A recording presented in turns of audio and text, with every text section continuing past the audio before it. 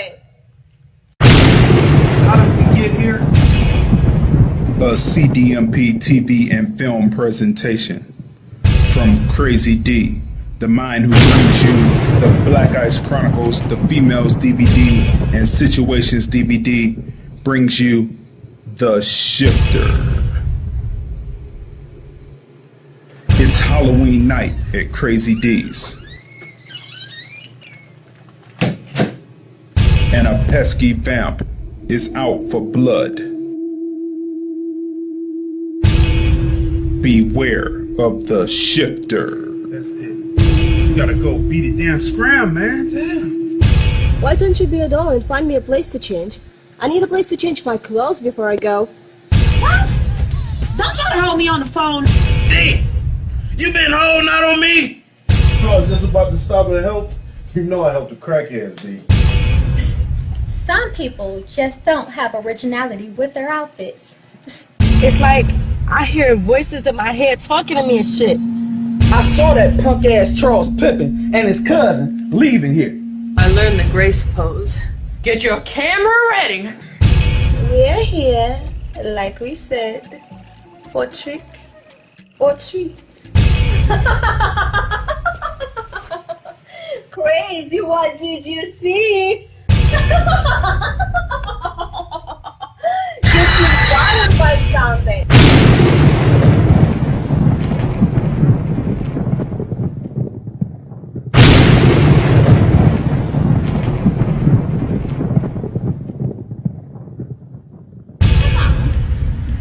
You see that shit? That crazy stuck in there. I don't know what the fuck that was for. Right. Shit. Can't stand that shit. Who's the pit bitch? Like, I What the don't fuck? This the fuck was she need? Oh, I saw her to scratch that poke that bitch eye. Beware of the Shifter. Be at the premiere if you dare.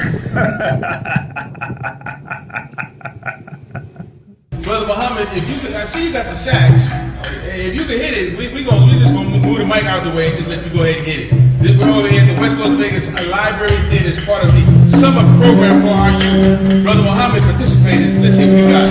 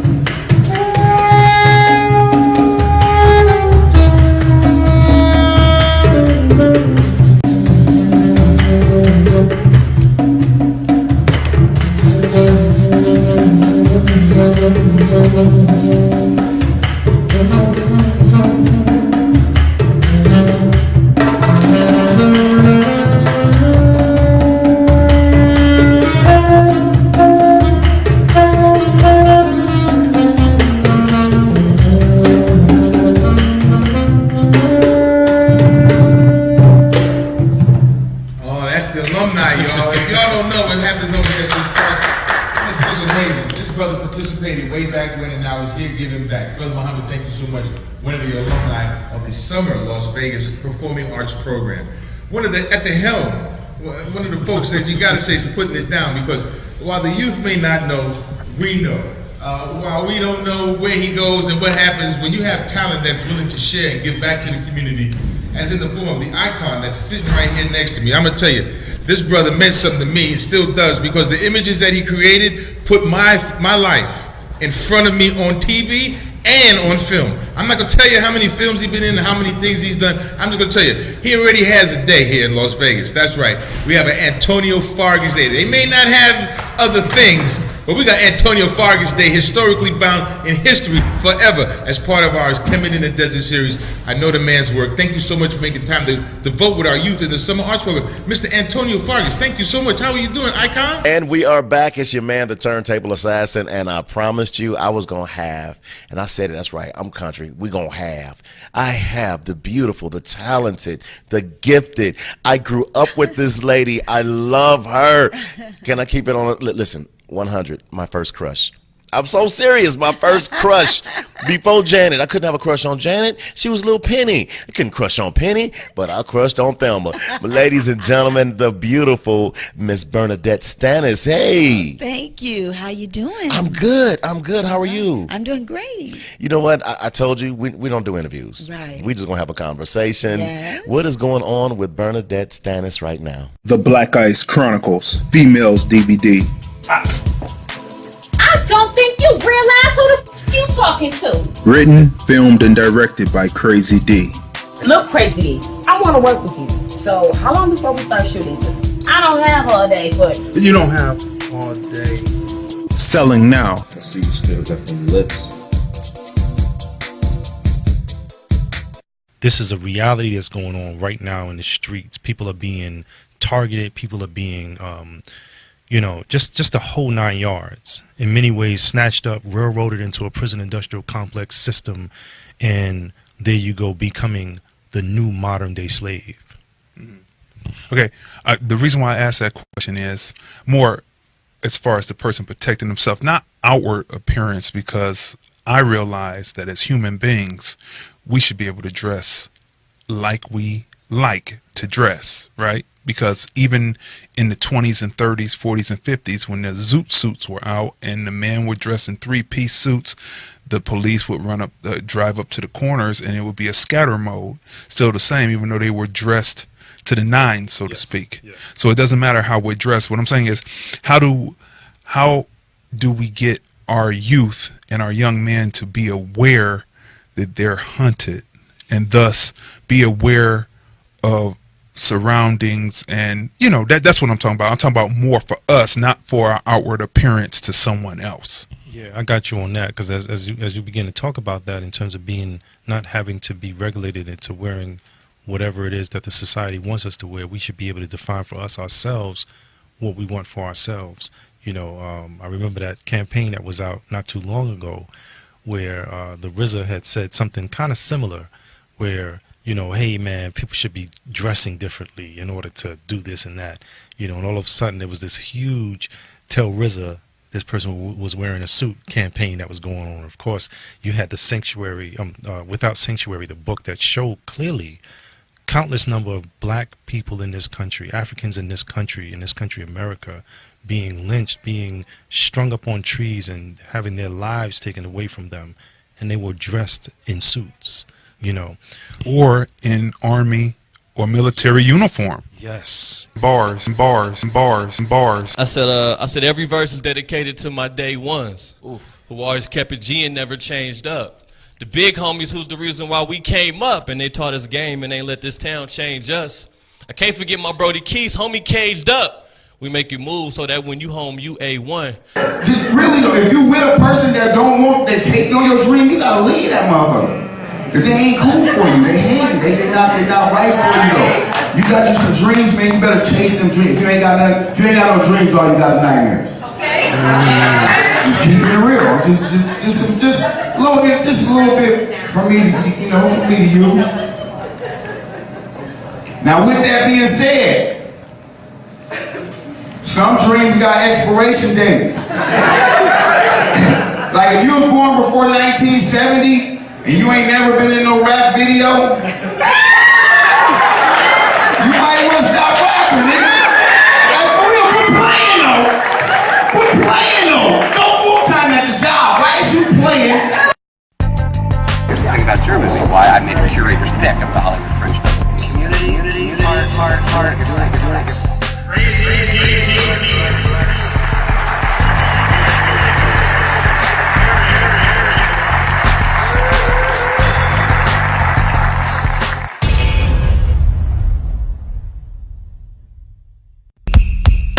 Hi, this is Marvin King, and I am here with the film review.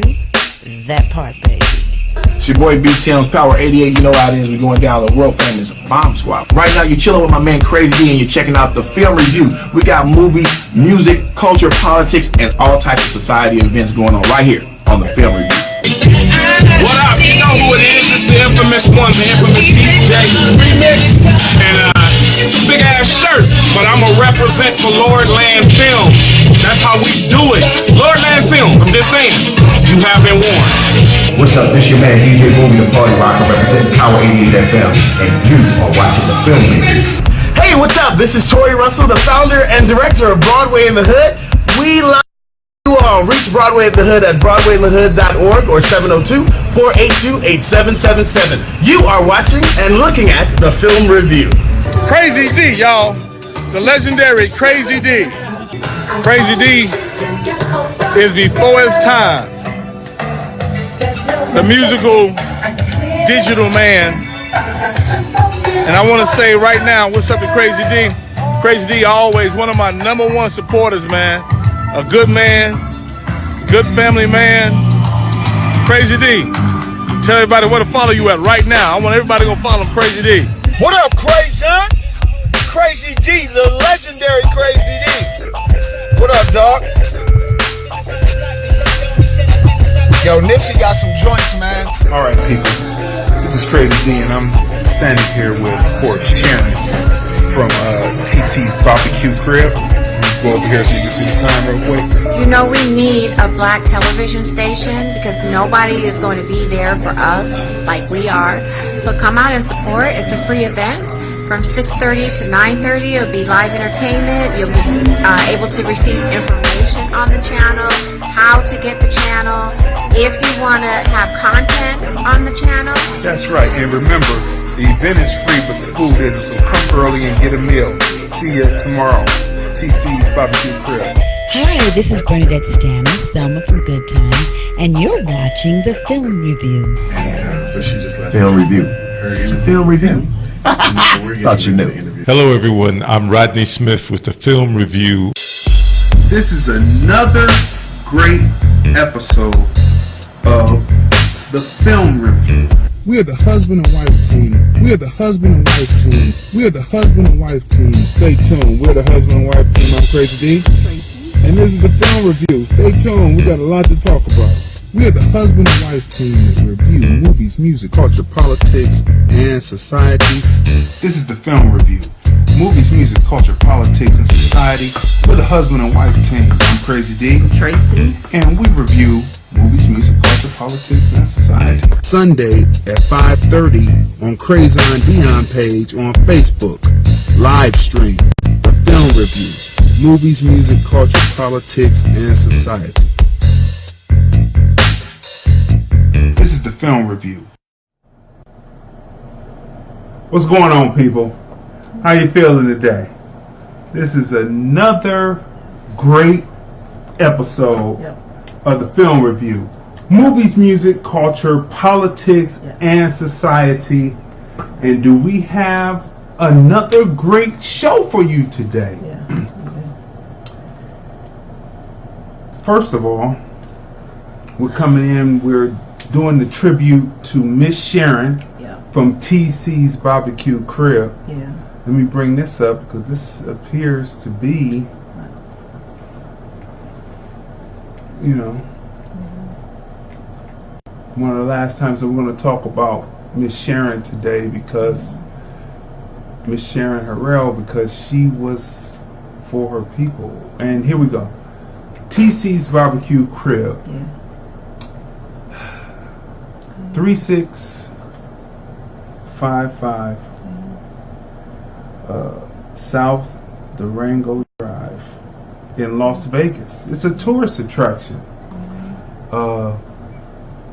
Make sure that you come out and you patronize TC's Barbecue Crib. We heard the news reports. They had the visual out there at the store, and they said, and the family said they're going to keep the business running, so that's good. 3655 South Durango Drive, Las Vegas, Nevada. When you walk in there as strangers, you leave as friends. Yeah, you do. All right. So we want to say that. We want to say thanks to Miss Sharon Harrell for coming on and being our first advertisement partner with TC's Barbecue Crib.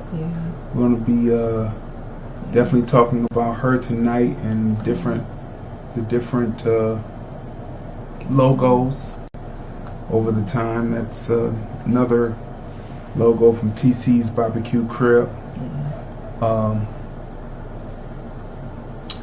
Also, we want to say welcome to all who are coming in. This is the film review. This is the 74th episode of the film review. Movies, music, culture, politics, and society. And we want to say what's going on to our first sponsor of the show. Yes. Naturally Fly Boutique. Yes. You know, they have such nice jewelry. She does. Unisex. Yep. You know. Yeah, the designer Monique. Yes, that's right. So beautiful line of jewelry. The information is on my IG page, Crazy D Film Dude, CrazyDeefilm Dude. Crazy D Film Dude, all one word over at IG, and then you can learn how you can order the bracelets. Yes. You know. And so we want to say what's up to our first sponsor. She was on our show last week, and she talked about she did a bracelet set for a granddaughter. So she does custom design also. So custom design. So everyone check that out. Then we're talking about the film review on YouTube. You go right over there, you type in, you go to the search in YouTube and type in the film review space Lordland Films, and we come right up there. Make sure that you subscribe to the channel. You see the replays of this program over there. Right after we finish, we put the replays up, and you're able to see us, and it's an archive. You can watch all of our different reviews from various films, and then you can, for those of you who did not see it in the theater, you can go pick up the stream, or you can pick up the Blu-ray and have it in your collection. You know what I mean? So let's see what we're going here. Call-in number is 213-943-3358. 213-943-3358. All right, people. So as we clear the table, and sweep the floor, we have to say that next week we have Real Housewife of Atlanta, Deshawn Snow. We are interviewing her with an exclusive interview next week right here on the film review, 5:30 p.m.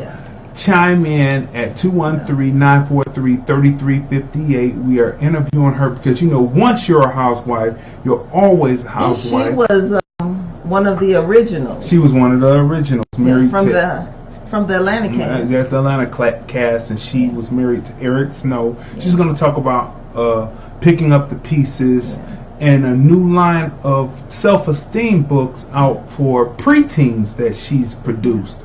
They're pretty good. They kind of remind me of Highlights or the Popcorn series. I used to have those when I was younger, and it teaches you different life lessons all the way through as we continue to sweep through here so we can get down to the show. the new episode mixtape 5 of the film review.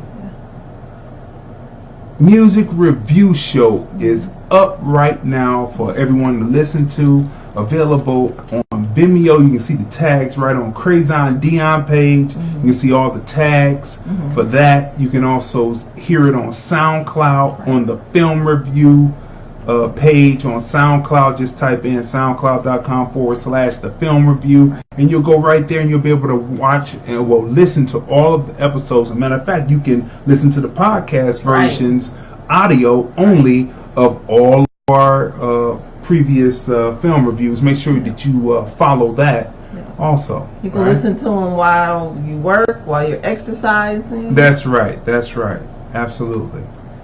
Now, people, while you're doing that, I want to say hello to Sandra, Thump, Lynn, Gina, Shani Don't Start Hicks, Mark Cox. Yep. And Langston Carter. He plays the jazz over there on KCEP on Wednesdays. And right here, people, for all those filmmakers, we have just released the film review showcase.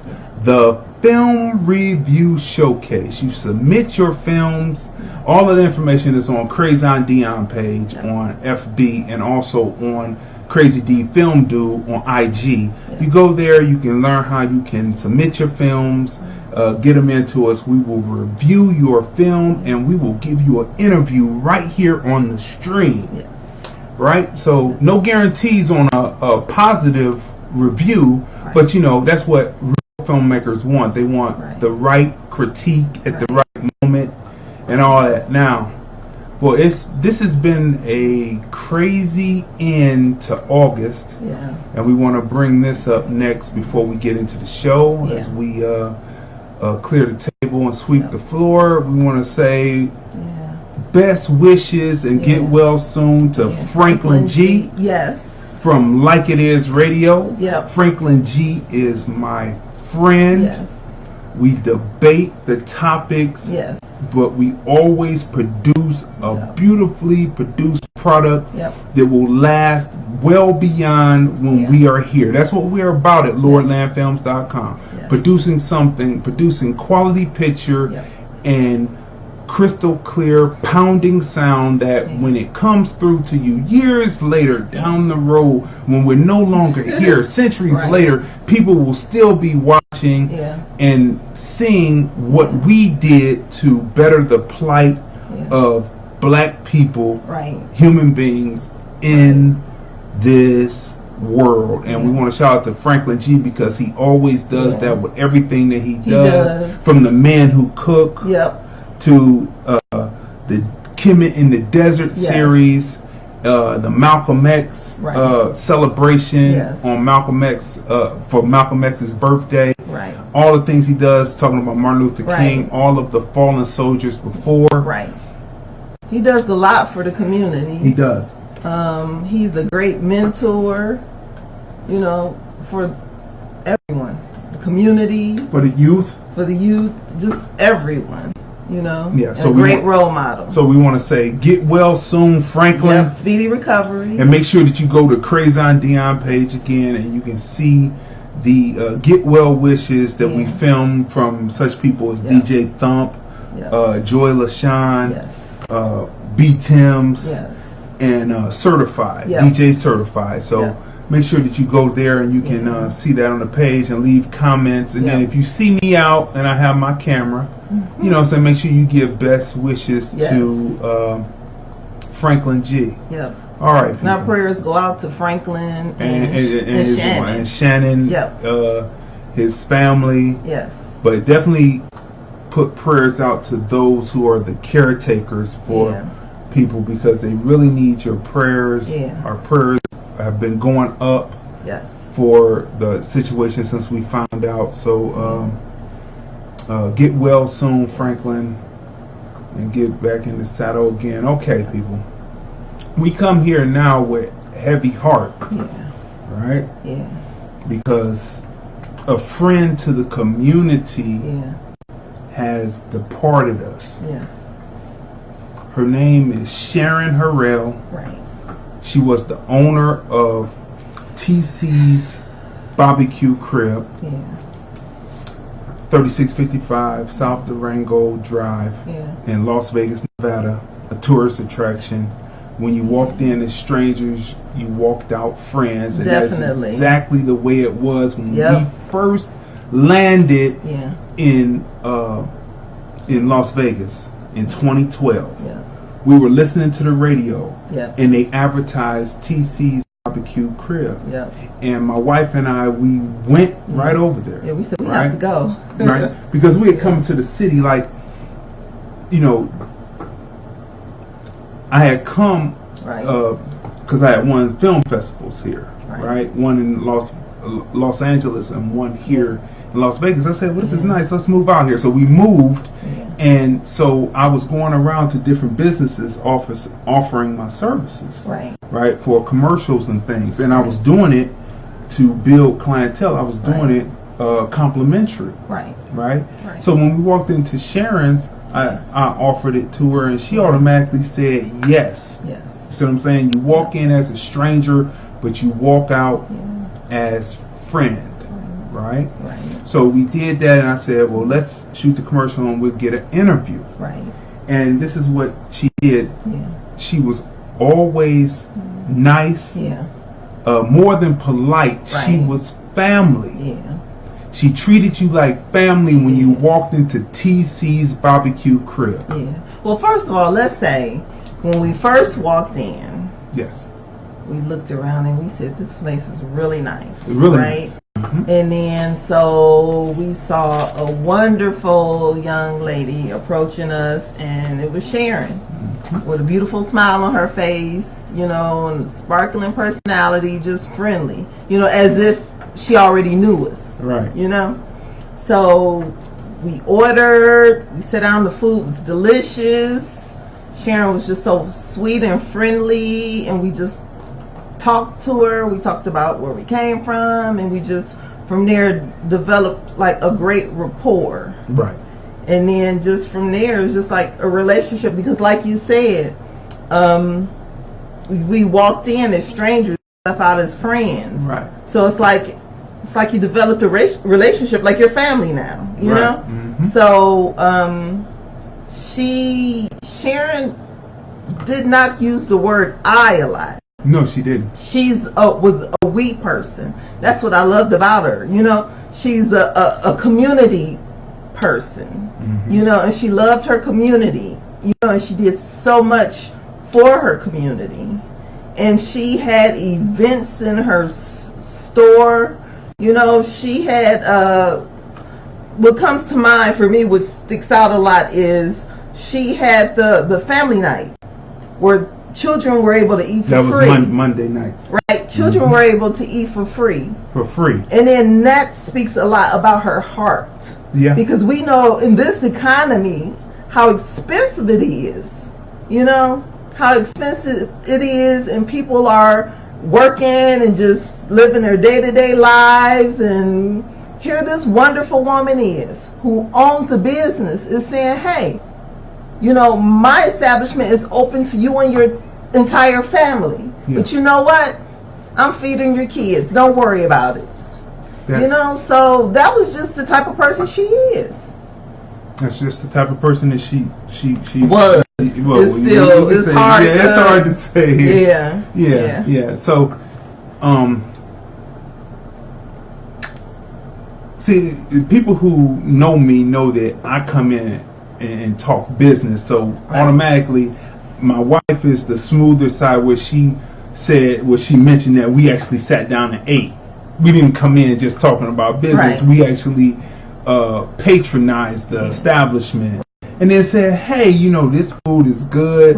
Would you like to do that? And then she was with it, right? So, you know, I'm the person that's about business, right? Because the funny thing about it is that when we started talking, we were going in there just, you know, we support small business, black-owned businesses.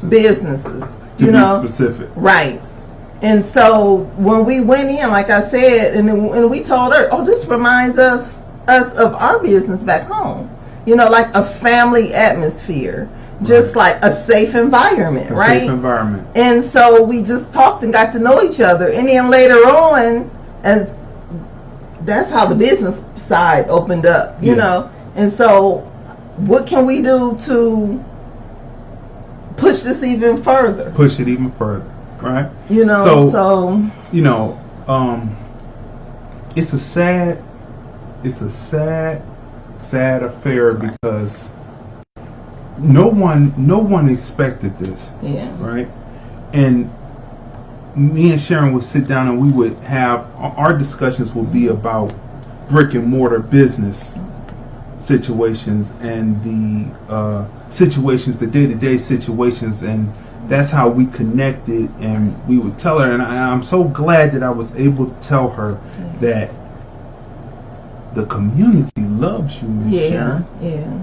The community loves you. So now, people, without further ado, we're going to get into an original interview that we did in 2012 with Miss Sharon, where she talks about what she was looking forward to, where she was looking to take the business. Right. And this was done in 2012. Right. And we want you to check this out right now. And we'll be back in a second. As soon as I get this to do what it needs to do here. Let me click this here. Here we go. Let's try that. The Black Ice Chronicles Massive. This is Crazy D. I'm sitting inside of TC's Crib. I'm sitting here with the owner of the establishment, Sharon. How you doing today? I'm good. How are you? Okay. First question. I'm doing good. Doing good. Thank you for asking. Most people don't. All right. Okay. So first question is, how does it feel to have a recipe, a barbecue sauce recipe that's over 100 years old, that has been passed down from generation to generation, now something that you can share with the people? We feel very honored and blessed to have that recipe, and hopefully it'll continue on for the next generation. And just happy to be here and really honored that we have that recipe. Okay. So how did you come up with the slogan, "The way to a person's heart is through the grill"? That was my husband and my father, TC. They came up with that. They believe, you know, when they say the way to a man's heart is through his stomach. So we're doing ribs, so we stick to the ribs, you know, and feel good. Feel good food. Feel good. So the whole premise of the restaurant is when people come in, they come in as strangers, but they leave friends. Yes.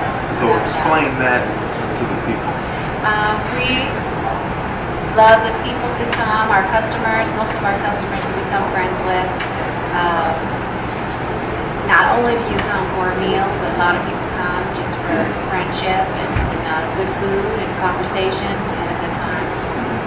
So what made you decide to make the restaurant that type of business? I was in business for 15 years back home before I came out to the film. And my business model was somewhat the same as far as you didn't just come in and buy a CD or a DVD and then here's the hottest new stuff. You can't buy next person. We conversate. We made friends in the community. Sometimes people would just come in just to conversate, and they said, you know, they would buy something.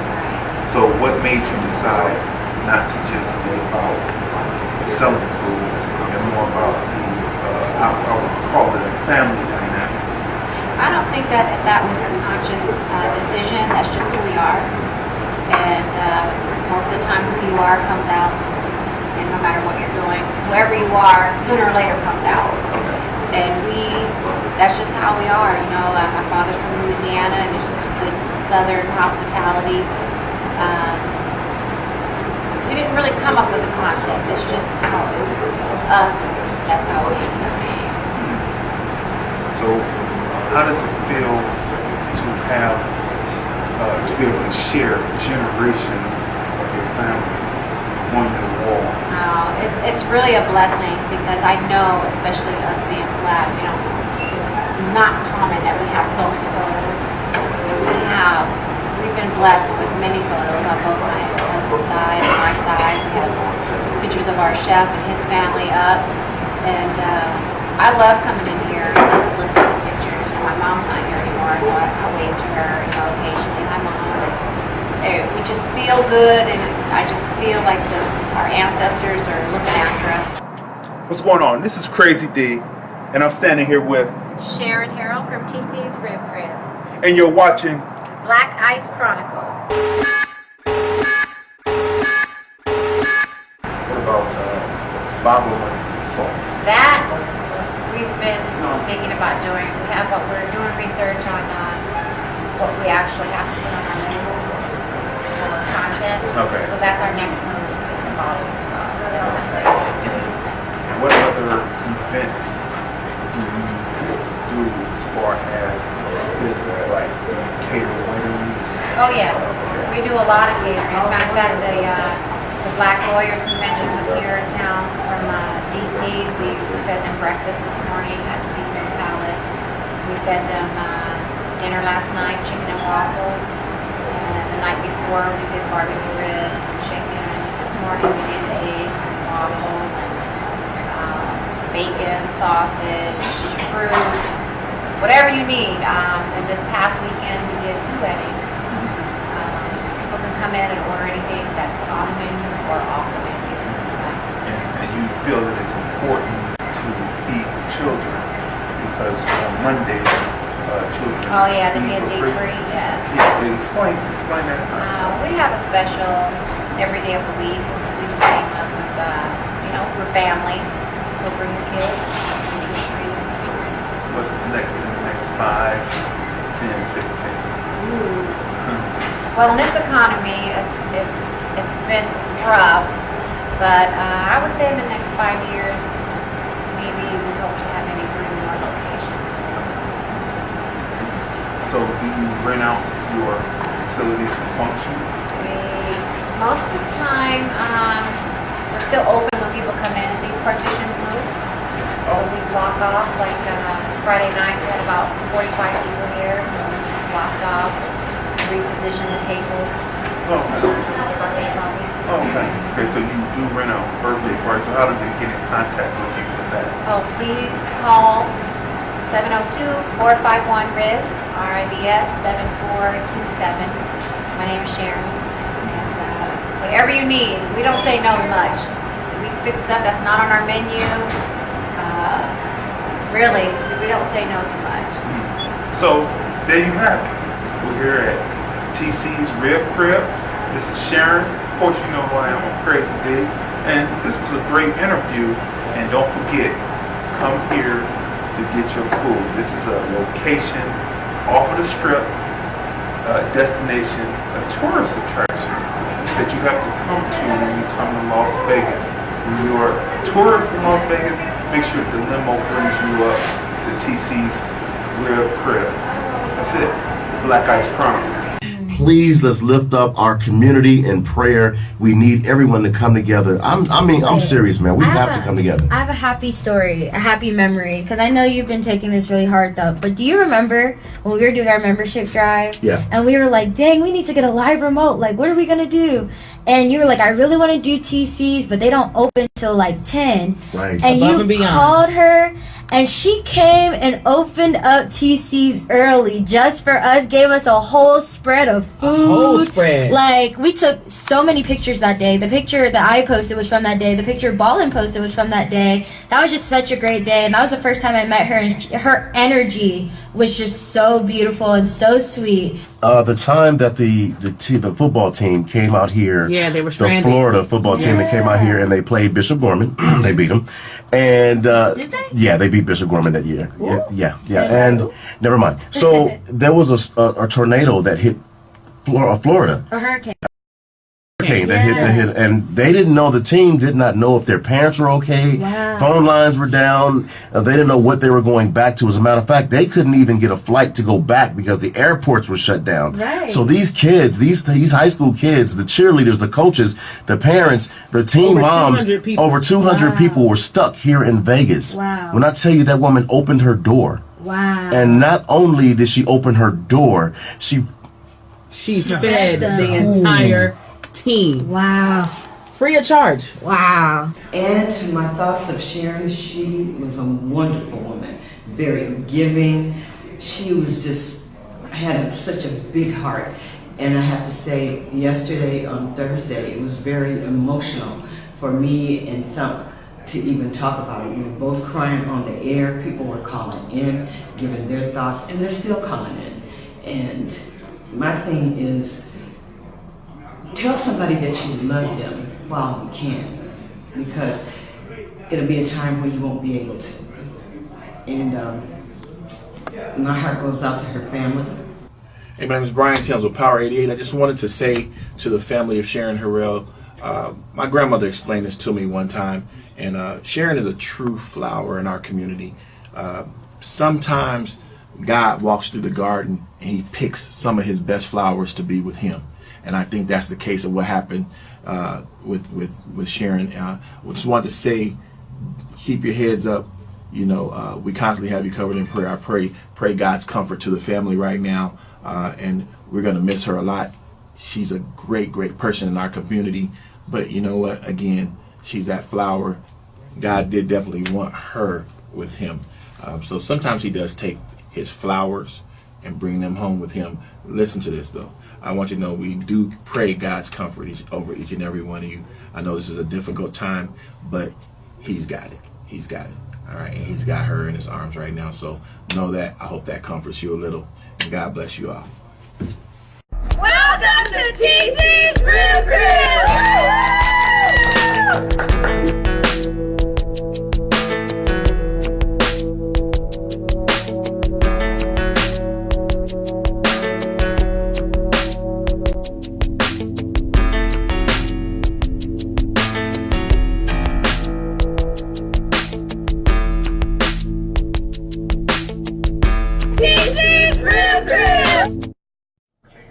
All right, people.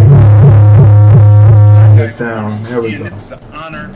All right, so we're back here. Let me say that Miss Sharon,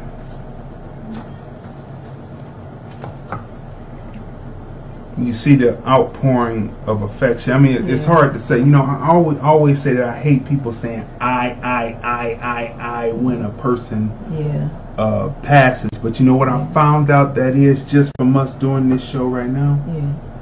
It's not having the words to say because you're trying to keep everything together and you don't have necessarily the words to say to be able to put it across to the people what you're really feeling. So what we're going to say is we're here and we honor Miss Sharon because you can see everyone has the same story. Everyone. When people have the same story, it's not an act. It's not phony. It's just who that person is.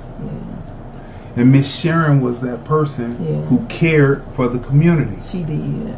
She opened up her arms to everyone. Speaking of, switch back over because, let's see, Donald just joined us, Alex, Michelle, Miss Michelle? No, Miss Michelle did come in. She shared. And then Roderick. And speaking of Miss Michelle, she was one of like many people who Sharon opened up her restaurant to. You know, Miss Michelle, she shot many films there. Had events. And matter of fact, she had Miss Sharon had her day there. Had Miss Michelle's day there, right? And so it's just. And then Shantae and Eddie Bell. Yes, Eddie as Bell. well as so many other like people in the community, you know, who love Sharon back as well. I mean, it's just like I said, just like one big family. Sharon made you feel like you were part of her family. You see on her wall her beautiful family. Like you walk into her establishment, and before she even opens up her mouth to say anything, and before you see her wonderful smile, you look around and you get to know her even before anything is said, because you see on the wall her family, you know, and it's just such a warm environment, and she was just a real person. With Sharon, what you saw is what you got. There was no pretense. There was none of that, and that's why I'm going to use the word I, and that's what I loved about her. Is because she's just down to earth. She reminded me of back home. We're from the Midwest, from Ohio, Cleveland, Ohio. And she was just down to earth. There was no pretense. What she said is what she meant, you know? And she was honorable and a person of her word. Like, you know, he says it a lot. The whole, like, word is bond. Like we say, you know, and we big in the Midwest on that too. And honoring our word. That's how she was. And you respect her for that.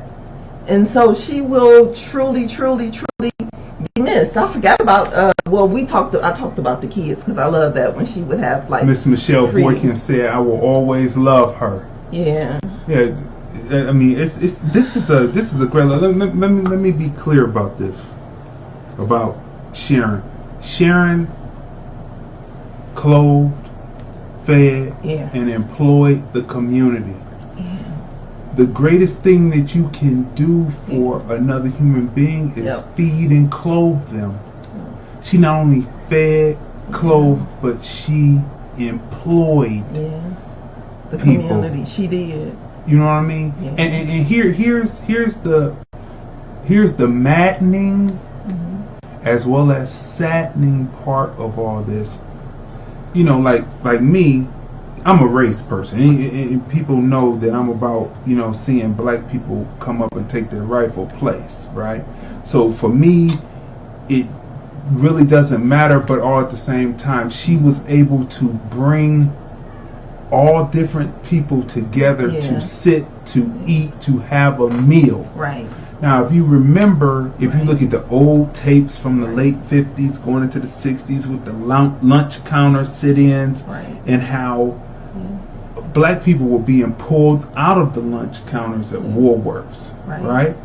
Here's a black woman who owns a business, who everyone can come in and partake in a nice Louisiana barbecue meal. Yeah, you saw all nationalities, all groups of people, just from the everyday person up to just politicians, professionals, artists, just blue collar, white collar, everybody. Everyone was sitting in there enjoying the meal, and when you walked in as strangers, you walked out as friends, and she was bringing the community together. If the community was divided, whatever it is, political, racial, whatever. Right.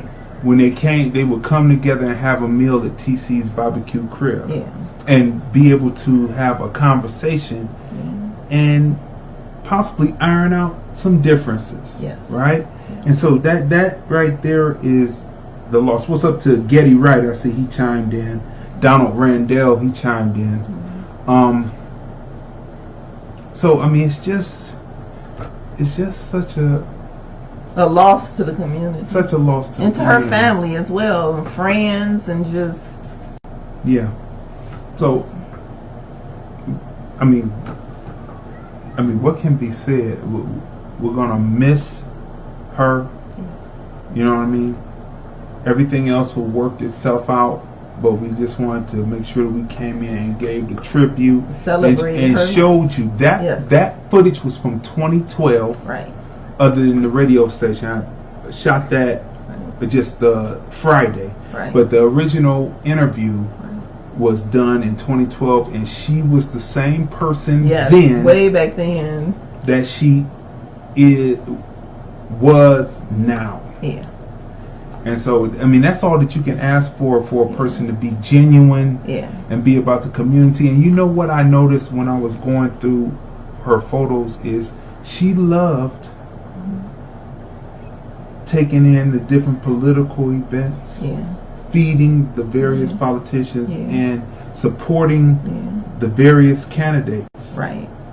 Right? Right. We ran into her at, you remember the Obama... Yes, we did. Yeah, when he was running. When he was running, right? Yeah. And like, there's Sharon. And even through all that, people, even if they were on various political parties or political beliefs, they still came and patronized TC's Barbecue Crib. So that is a testament to the person, to everybody, because the Sharon Harrell. That's right. Republicans came and they held an event in her establishment. Everybody. Yeah. What's going on, everybody? Shani? So that's what we can say, and we just we're gonna take a moment of silence, and we'll be right back with the rest of the show on the film review.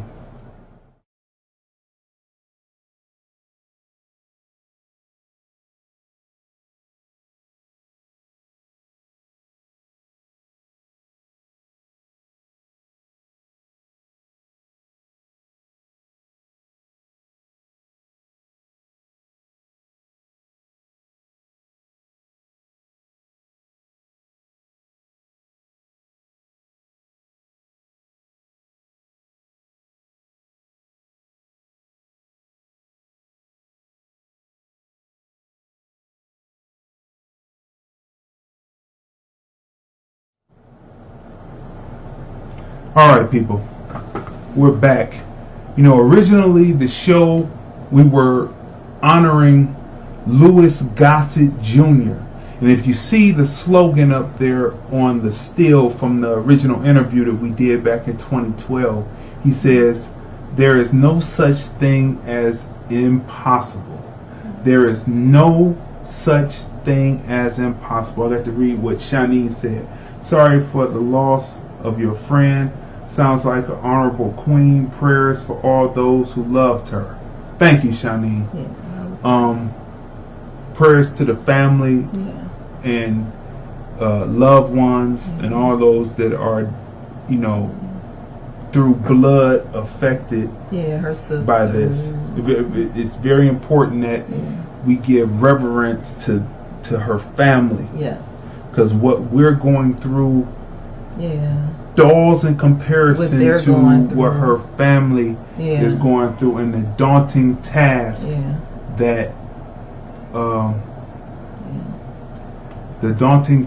that her family will have ahead. And prayers go up. Prayers go up. Prayers go up for a fast resolution to this situation. Prayers go up for her family. Prayers go up for extended family. Prayers go up to friends.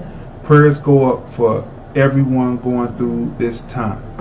You know, it's the strangest thing. Miss Michelle says, "Thank you guys for honoring Sharon today. This is beautiful." Thank you. I mean, like, the words, there's certain things that, you know how, Miss Michelle, there's certain things that you want to say that you can't say because it's getting into other business that's not yours to talk about. But I will say this much: it is disgusting to think that something happened where, well, anyway, we won't go there. But there's no reason. There's no reason for this, and it makes you wonder, and then it makes you have to keep the faith. Keep the faith, and don't give up. So, originally we were honoring Louis Gossett Jr. for his illustrious career. Miss Michelle said, "That's exactly why I'm," and she said, "I'm," by the emoji, angry. Hot. Right. Let me take a second. Okay. So originally we were, because, we believe in honoring people while they're here. Yes. You know what I'm saying? And I will say one last thing before we move on to Louis Gossett Jr. I'm so happy that when me and Miss Michelle sat down and we're talking about different situations, owning a day-to-day business, brick and mortar establishment, that I told her that a lot of the things that happen are just part of the game. You know, it's all serious business, but it's all part of the game. There's the hip hop game, the music game. It's all business. The retail game, the restaurant game. It's all part of the game. The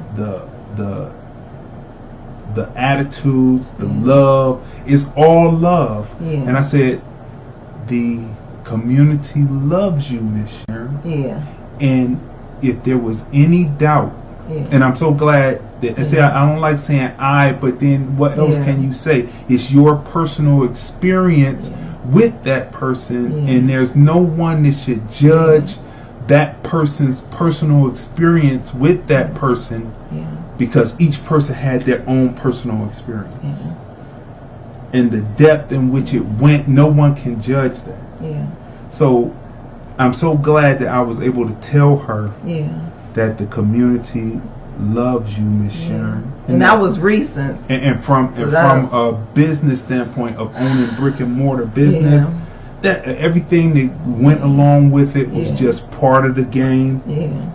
And so, anyway, okay. So I'm glad you were able to say that to her before she left the earth, because everyone, we all loved her, but it's good to hear. You know, it's good to hear. So I'm glad that she was able to hear that. Yeah. Okay. Go back. One more thing. You want to say something else? I mean, go ahead. I mean, let's get it all out. It's just gonna be, hard. It's gonna be hard. Yeah. Louis Gossett Jr. Born May 27th, 1936. Excellent actor of stage, screen, and television, but of course, our generation. I didn't. Roots. That was your. That's all I'm saying. And our generation came on to know him from Roots. I didn't know he was a Gemini. That's right. That's right. He's a Gemini. Is that why you're honoring him too? No, well, no, I'm honoring him because you give the people their magnolias, right? Because quiet is kept people. Magnolias smell better than roses. But anyway, so let's see. Tanya Congress says, I logged in late and I'm watching between calls. I saw the commercial from 2012. I'm gathering Sharon had something happen. I'm sorry for the loss that has been incurred. I'm sorry, y'all. Wow. Hey, Tanya. Stage, screen, and television. But we know him from Fiddler. From Roots. What really struck me was as the Fiddler character. Right. He was trying to tell Kunta Kinte before they whipped Kunta out of him and whipped Toby in. He was telling him, you just got to be good. You're not none of this mandingo stuff that you talking. When you realize what they were telling you in Roots, which they didn't have enough time to tell you in the mini series on TV, that it had been generations, at least about 3 generations of slavery before Kunta Kinte gets there. Right? So he's in the 4th. By the time Chicken George comes around, it's coming down to the end, and it's coming down to being free with the emancipation, right? So by then, when he gets there, he's seeing people who are acclimated and maybe seeing people who were born on the plantation that are his age when he gets there. See what I'm saying? We don't know if Fiddler was born. They don't tell you if Fiddler was born on the plantation or was he captured, but obviously he wasn't. He was one that had born and had been generation. He was up in age, maybe in his 60s, right? And so when he's telling him no more of that mandingo stuff, he said, "What's this? That's pork. That's good pork." He threw it away. I don't eat pork. You know what I mean? So and then after he's tied up and he is lashed, he's whooped, and they make him say his name when he takes him down, and when he takes down, he comforts him and he puts the water to his mouth and he tells him, "You're always Kunta Kinte." He saw in that fight of how they tried to whip it out of him, and he said, "You will always be Kunta Kinte." Yeah. You know, because he didn't understand it at first. So you see the arc of Fiddler and the character. And only Louis Gossett Jr., I believe, could have brought that to life. Right? So he's the first black man to win an Oscar for supporting actor. Was an officer in a gentleman. Officer and a gentleman. Emil Foley. Yeah. Officer and a Gentleman. Outstanding leading actor in his portrayal of Fiddler in Roots. Right? Because he arced. And you even got to see him pass on. And you saw Kunta Kinte there. You know, by the time they had changed from LeVar to John Amos by that time, right? His film debut was in 1961, A Raisin in the Sun with Sidney Poitier. And, you know, it's just an amazing career. And he goes on, and in this interview, because we have an exclusive interview from 2012, where we talk about what he's doing. Miss Michelle said, "Louis Gossett Jr. is an amazing gentleman. I was blessed to meet and honor him at the second Las Vegas Black Film Festival. His presence and his words of wisdom will forever encourage my journey." That's right. That's what people who are in the business, and this is what he's going to convey in this piece. This is the short piece, and then right after the show, about maybe a half hour, we're going to release the full. This is part 2 of a 2-part, because I got to sit down with him in two different days of the Las Vegas International Film Festival, right? So I got to sit down with him for 2 days, and the first day we went through the fight to get in as a black man and getting cast in roles that they usually would say Caucasian only. We talked about that. So I'm going to edit that back up and bring the sound up to today, because there was a lot of people around. So I'm going to edit that back up and get part 1 up. But this is part 2, and this is just elements of part 2. And so part 2 of the interview is going to go up about a half an hour after we end the show. It's going to go up on Consciousness, Politics, Entertainment, and Females page on Facebook. It's going to go up. And then, I'll be working on part 1 where we talk about the politics of Hollywood. But right now, this is Louis Gossett Jr., right? And let me make sure I got it on the right thing. There we go. Louis Gossett Jr., circa 2012. He gives gems. Make sure you pay attention. We'll be right back. The Black Ice Chronicles. Again, this is an honor to be interviewing Louis Gossett Jr. First question I want to ask you is, who was Louis Gossett? Louis Gossett Sr. Yes. Well, he was one of those guys from the generation that worked hard. Yes, his hands were rough, like sandpaper. So he had to do awful lot of stuff, but he did it well. He was a porter at Brooklyn Union Gas Company.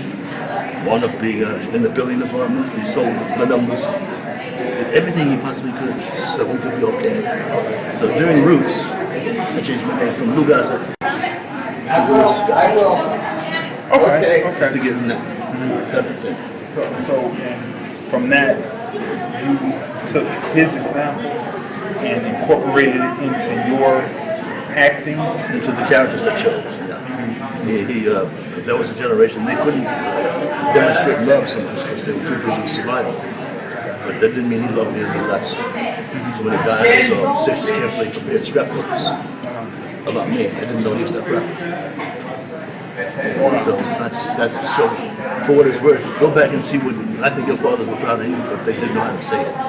Yeah, being from a certain generation. So I'm a man. I get it. Right. We can do that now. In continuous growth. I'm not nowhere in the level of Louis Franklyn or Barack Obama. I'm a humble servant of God and forward. I'm not going to put myself up there. You're not.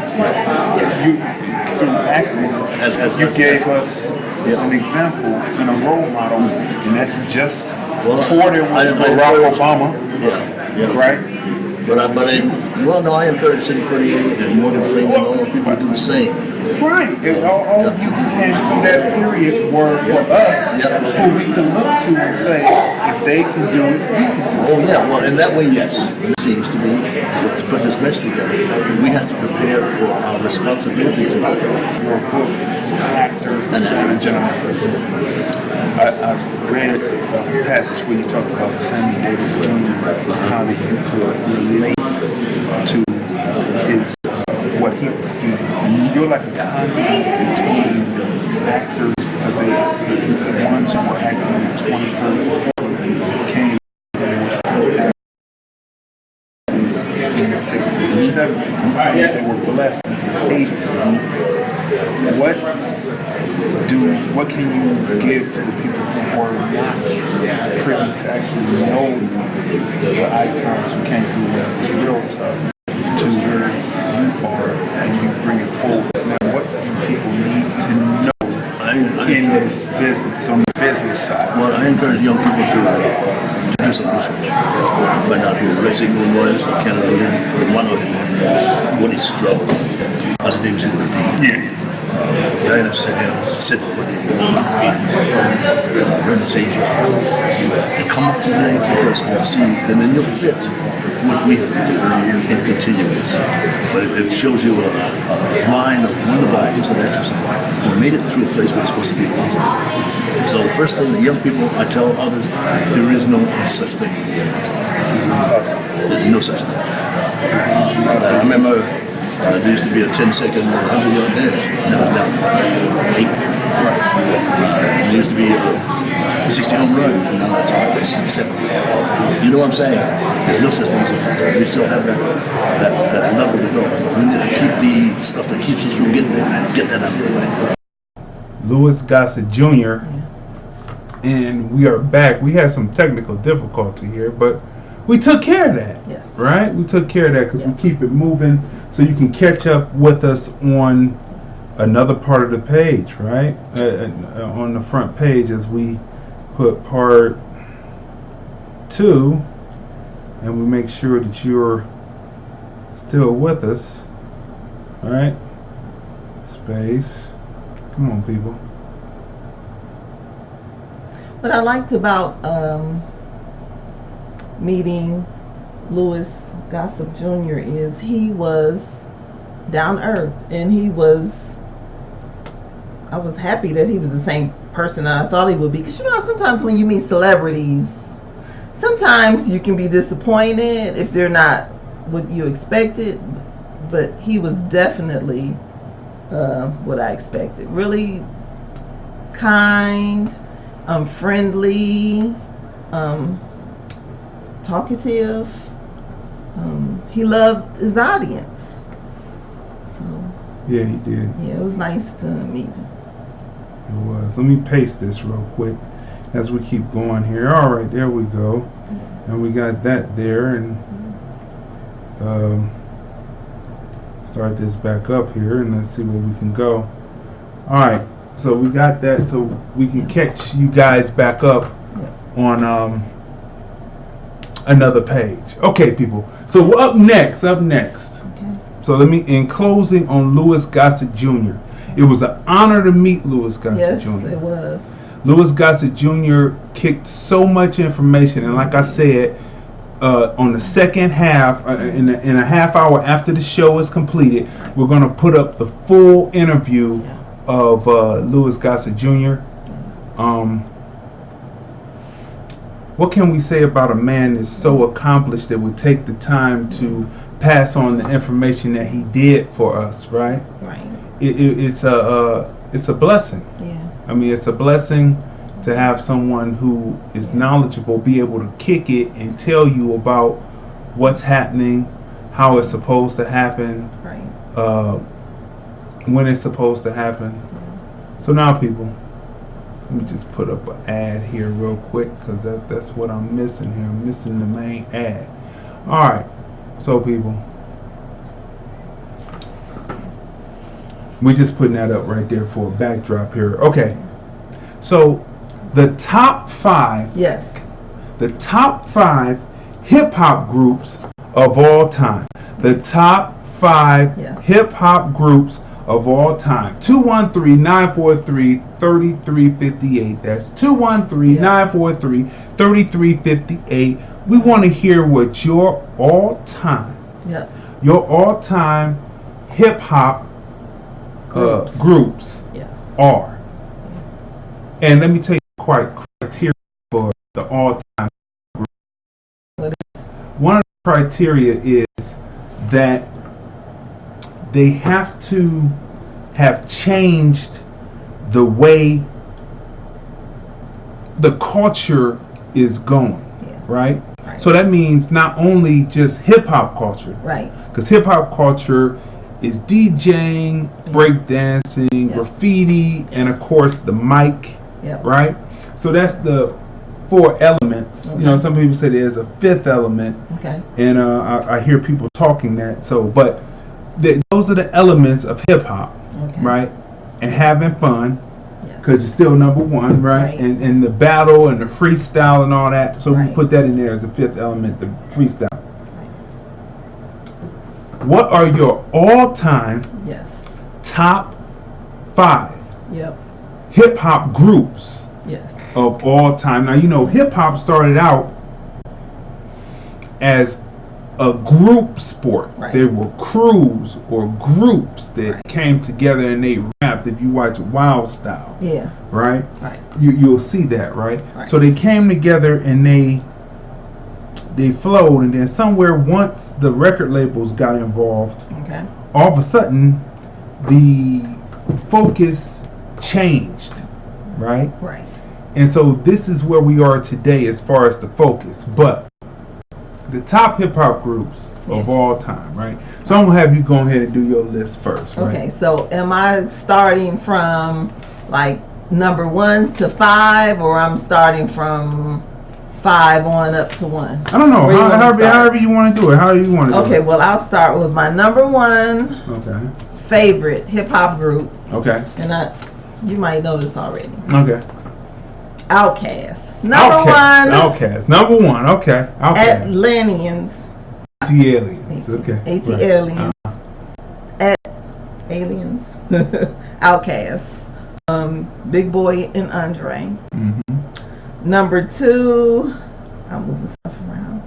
My list has disappeared. Okay, number 1 is Outkast. Number 2 is Tribe Called Quest. Love Tribe Called Quest. Matter of fact, we saw them live as well as Outkast. Yeah, we did. Sure did. Number 3, Ghetto Boys. Loved Ghetto Boys. That's Scarface. Ghetto Boys. He's the best story. Like down to earth. Down to earth person. What you see is what you get. Real cool. Brad Jordan. Brad Jordan. Number 4, UGK. UGK. Love UGK. Like I'm just the what was it? The Super Tight. Super Tight. Super Tight. Album, that album just played. I remember being on rotation. In the store. Yeah. UGK. And number, let's see, 1, 2, 3, 4, 5. Oh, my 5th group. I should have numbered it. I didn't number it. My 5th group is Dipset, Jim Jones, and Cameron. So I have like honorable mentions. Dipset, I'm thinking perfect. Think of Dipset. But anyway. Honorable mentions, A-Ball, MJ. Okay. See, this was hard, right? Because it's hard to just narrow it down to 5, but you got to have your honorable mentions. So A-Ball and MJG. They were cool too. We met, was it that was A-Ball. That was at the what was that in Reno, Nevada? The music convention. I can't remember the name of the convention. Yeah. So A-Ball and Impact. The Impact convention. Yeah. So honorable mention, A-Ball and MJG. Wu-Tang Clan. Met RZA. He was real cool. Yeah. Interviewed him. Yeah. That interview's up. Bone Thugs and Harmony. Love them. Interview with Crazy Bone, right? Yeah, Crazy Bone. Down to earth. And Wish. Yeah. And like just same with RZA, like real cool, you know? What you see is what you get. So we said honorable mention, A-Ball, MJG, Wu-Tang Clan, Bone Thugs and Harmony, Fugees, Now, speaking of Shanine, Don't Start Hicks, right. She met Lauryn Hill. Did she? Yeah, well, we had, when we ran a store, we had tickets. Uh-huh. The label would give store owners tickets to different concerts, and you would go behind the scenes and meet the person. And meet the artists. So it was like a really, really, really busy weekend. So I can't even remember whose CD was out, but it was just too busy to leave the store. So Shanine and her mom Joyce, we love Joyce. Prayers go out to Joyce. Joyce, yeah, she passed on. Shanine and Joyce were able to meet Lauryn Hill. And Shanine had nothing but like high praise for Lauryn Hill. She said she was just the coolest person. So when I hear this stuff, when they say, "Oh, Lauryn Hill's a diva," da da da, and I'm like, no, because Shanine met her, and Shanine said she was the coolest thing getting down to earth. So honorable mention, Fugees. Of course, Salt and Pepper. Love Salt and Pepper. NWA, but the period when NWA was Ice Cube was with NWA. Okay. So I have NWA honorable mention, but it's like with Ice Cube, right? Mm-hmm. G Unit, love G Unit, 50 Cent, one of my favorite rappers. And so the newbies, and I can see after years go by and as their body of work expands, I have on my honorable mention list the City Girls. Love the City Girls. Okay. And I also have Migos on there also. The Migos? Migos is hot, yeah. So they're also on my honorable mentions list because I can see their work expanding also over the years, and I can see them growing, and so yeah. So okay. All right, that's your list. My list. All right, people. So I'm gonna go with my honorable mentions first. Honorable mentions first. Bone Thugs and Harmony. Yes. UGK, The Roots, 8 Ball, TRU, South Circle, The Click, Digital Underground, Houdini, Leaders of the New School, The Fugees. Don't forget Run DMC, who brought it from the era of hoo-ha into the new era, right?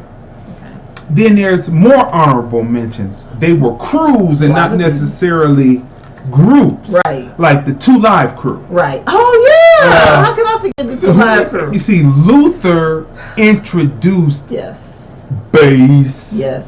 Introduced the 808 drum was being used in hip hop, but it was used rounded and closed off, right? Right. But he said that Marley Marl and the Juice Crew were up in Miami, and they had the 808 box sitting up there, and they had it. Luther had opened up the sound. It wasn't rounded; it was going and so 808 from Florida, Luther Campbell introduced. Florida introduced.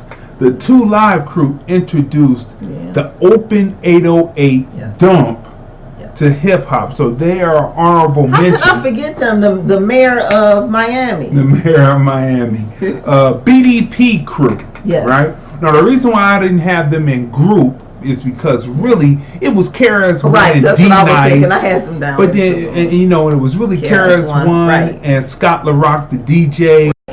And the BDP crew as a whole, it was D Nice, but really it was just Chris. Yeah. Chris was like a lead man, and he was saying BDP.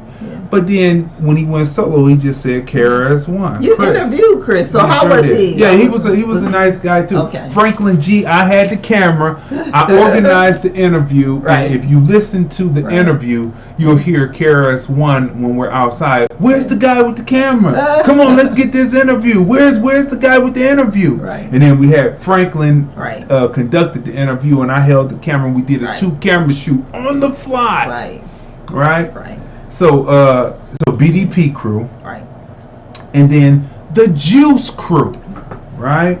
Marley Marl's crew. That consisted of so many. Cool G Rap. MC Shan. Of course. How could we forget Big Daddy Kane, right? So it's so many that they had there, right? So how could we forget that, right? But my top 5. Okay. My top. Oh yeah, I have to hear this. I have to hear this. My top 5, because we didn't show each other's list, right? So we wanted to keep it fresh. So my top 5, and I cannot really put them in a definitive order, but remember the criteria of top 5 hip hop groups of all time has to do with the effect on the culture, right? Did they change the way it was being done? Did they change or affect the community at large? Did they affect and change the world in some way? And I believe these, my top 5 right here, are, and I can't put them in any definitive order, so I'm just going to read them off, but I believe that this is the definitive top 5 hip hop groups of all time, I wonder if we have the same artist, so let me hear your list. Go ahead. Let's see. Tribe Called Quest. Yes. Tribe Called Quest, Q-Tip and Phife, with Ali Sheed Muhammad on the turntables, right? No. Distinctive Travels. That was the first album. That's when we met. Yeah. 1990. That was the album playing in the dormitory on my turntable. Turntables was Distinctive Travels. That and it was Tony. Right? Yeah. That first album. It never rains in Southern California. Right? Yeah. Remember that? So those are the 2 albums that were in constant rotation, right? Bonita Applebum changed the way that lyrics were being done. That dress code changed the way that hip hop dressed. Right? They were kind of like. How could I leave out? I got to put in another honorable mention, people, as I'm thinking about that. De La Soul. Oh yeah, De La Soul. De La Soul, right? Because I was about to say they were kind of like hip hop flower children, but that was really De La Soul. But they were all from the jungle brothers. I got to put in another honorable mention. Speaking of like Tribe Called Quest, since they're on both of our lists, I'm gonna chime in. What I loved about them is that the hip hop jazz fusion. That's it. Just out of this world. Just changed. Just the jazz blended in with the hip hop. You can't Which get just any better than Tribe Called Quest. If you haven't seen their documentary, you got to see it. You got to see it. It's a classic. Gangstar. We got to put that in there because Guru and Premier on the turntables bringing. So those are honorable mentions, but it gelled. That era can be gelled and summed up with Tribe Called Quest. You know, love Tribe Called Quest. Okay. So another one on my list, not in any particular order. The Ghetto Boys. Yes. Oh, I have the Ghetto Boys on my list. The Ghetto Boys opened up the South when the West Coast was moving. They opened up the South a year before the West Coast really started hitting, because the West Coast had Ice-T. They had other groups, right? Tell your story. What story is that? The Girls and Boys. What's the Boys and Girls? It's song about Ghetto Boys. Boys and Girls. Yeah. Ghetto Boys and Girls. Yeah. Looking for that song. Oh yes. Okay. I'll tell that story. Okay, people. So, I used to produce mixtapes, and I had a line out called All Time Summer Jams. It would be 110-minute Maxell tapes. So it was like, but actually the way they cut the tapes, it would be 57 minutes per side actually. So people was getting nearly 2 hours of music on each side, and it wasn't just playing one record after the next saying new stuff. No, we didn't do that. It was actually mega mixing, remixing songs, right? So I was out in the park one week, because I would put them out. I would put out a new tape a week and go up to Gordon Park. Now I was from the southeast side, and I would go over to the northeast side and sell my tapes, right? And what you find is, just like Jesus had to leave Nazareth and went to Galilee. Right?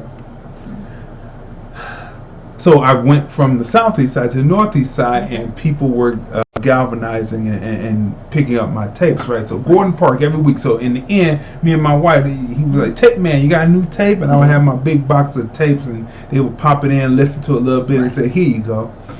And so anyway, I was in the park, and I heard this rumbling through people's trunks. It was going boom, boom, boom, boom, boom, boom, boom, boom, boom, boom, boom, boom, boom, boom, boom, boom, boom, boom. Boom, boom, boom, boom, boom, boom. So it's not many instances, but that Monday I ran. Yeah. To Coconuts. To no, actually I went. First I went to H&B. Okay. Right. Right. Then I went to different black-owned record stores. Right. Then I went to Coconuts. Right. So you always start black, and if the black doesn't have it, independent, then you move. Right. Right. So then I went there, and I was like, "Do you have this record?" Right. And they didn't know. So it was just so happened it was some dudes in there, and they had a country twang, and I said, "Do you know this song? It goes, but da da da da da da da da bum bum bum bum bum bum bum bum," and he was like, "Yeah, that's Ghetto Boys and Girls. Right. That's true. That's Scarface, the Ghetto Boys." And we asked them to play it in the store, and they did. No, they didn't have Didn't it. they I had to go. I had to go stuff? downtown. Oh, and they played it for And you I when went downtown. Downtown and picked up. representation. That's right, and picked up the record down there. It's semi-black owned, right? So I picked it up down there, and then I went back, and in the next week in the park, I had Ghetto Boys and Girls mixing. And I forget what I mixed it with. I don't know if I mixed it with Houdini, I'm a Hoe, but then I'm a Hoe. And then we listened to the rest of the album, and then fast forward years later in the store. Yeah, who knew? Scarface came in with Devin the Dude. Yes. And I thought Devin the Dude was the heir to the throne. Yeah. I really did. Devin the Dude. Devin the Dude. If you don't know who he is, you don't really. You gotta check out Devin the Dude. Which I really think they need to revise the top 10 hip hop. Single artist list, hip hop MC list to include something. But anyway, so the Ghetto Boy. So I have another story. Before I owned the retail establishment, there was a establishment down in East Cleveland. East Cleveland. There's different suburbs of Cleveland, but East Cleveland, they called it East Cleveland because that was where the trains ended in the most eastern part of Cleveland. That's where the trains ended and parked for the night, and then they would come back out in the morning. But it was a place called DRS, right? No, DRC. Yes. And I remember I went down there because the Ghetto Boys was going to be coming. So it was like a semicircle around the van, right? And the door was there, and big ups and rest in peace to Bushwick Bill. Yeah. Bushwick Bill hops off the van first, and I mean the crowd. I never felt that kind of electricity. I mean the girls went up, the dude was like, "Oh," and it was just like electric when he hopped up, and he stood there. You know, like how Michael Jackson jumped up from out the stage, popped up from out the stage, and stood there for about 15 minutes, and the crowd was just screaming. Bushwick Bill was standing there. It wasn't quite that long, but it seemed like, and he just stood there and basked it in. And then here came Scarface, and then here came Willie D from out the van, right? And then the security and the mob and all that came out. And I mean, that is something to remember. So Ghetto Boys, there's certain things about certain groups that come out that affect the hood and give possibility to people in the hood that they can do it too. It's not a psychological game about you can pull yourself up by your bootstraps, but it's just that here's people who come from where I come from. They come from the dirt. I come from the dirt, and I can see myself possibly doing what they do, and they give me inspiration. So the Ghetto Boys most definitely. Now, West Coast, NWA. Yep, You know what I'm saying? NWA. When they came out first with Easy and then them, and then they put NWA and the Posse out first. Then they came out with their first album. Incredible the way that Ice Cube penned the stories of amazing of hood, and it wasn't gangster rap, it was reality rap. Right.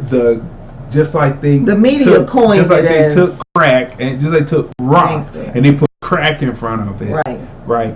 The same thing they did with gangster rap. They instead of calling it reality rap, that wasn't sexy. Right. They had to call it gangster rap, and these gangsters. And that was the media that did that. Right. Look at these gangsters. Reality rap. Look at these gangsters. Because they were rapping about reality, what they saw. And what was happening. Right. Reality rap. Not gangster rap. Not gangster rap, right? But reality rap. So they were rapping reality rap, and you know, of course, they had to say somehow that they were doing gangster rap, right?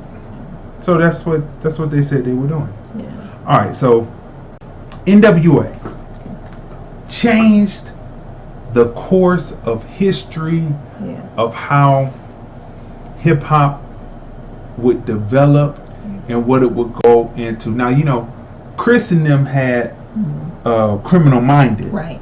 And then they had Schoolie D, you know what I'm saying, PSK. Right. But this was the first time that even Run from Run DMC, when they first went out to Cali to hang with NWA because they were on tour. Right.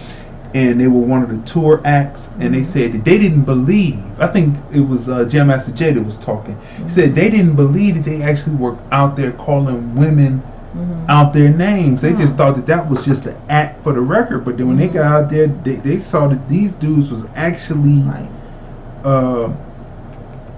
saying what they said on record. They were actually doing that in real time, in real life. And this is where hip hop began, that it was not just something that you put on record, but it had to be a lifestyle. So they brought that in, because before hip hop was about escaping and possibly telling the story, but not necessarily having to be it, right? Other than you being the MC that could battle, and or the DJ or the graffiti artist or the break dancer that could do his thing in the battle. But this was where it shifted the culture. And people coming into the game then were what they said they were. And so NWA, plus they were making jamming music, and look what it spawned. It spawned Cube, it spawned Death Row Records, it spawned Dre as one of the first to get close to a billionaire. I mean, with beats and all the other things, because of his ear, he was able to produce all these different And then from things. Dre branched out into a Snoop, you know, with the Dog Pound Gangsters, Michelle A. Michelle A. I mean, it spawned so many people. Eminem, Eminem, 50 Cent. You see that? You see who? You see, and it keeps going on. 50 Cent then had G Unit. And then it just keeps going on and keeps germinating, and then it gets into making movies. And look what NWA did. Just its foundation and creation. Ice Cube and all of his films. And those different pieces that were each a nucleus. It was like 5 eggs. And you can see the yellow. It's like 5 eggs in the pan frying together, and you can see what each one was able to do being tour de force. I think when we do the top 5 rap labels, that's going to be interesting too, because like you said, like what spawns from just one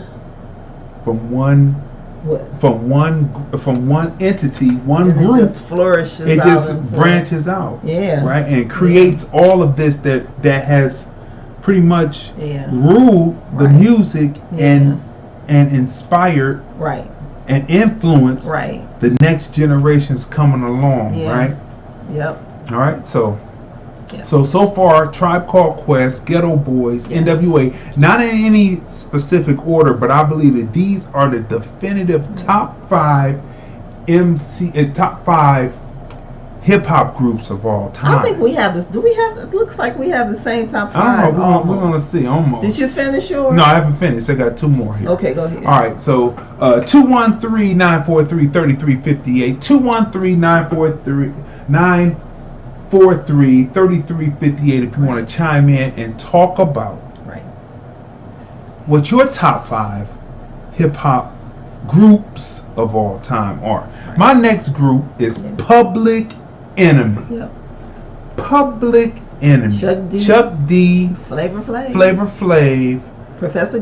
Professor Griff. Terminator X. And Security of the First World. Can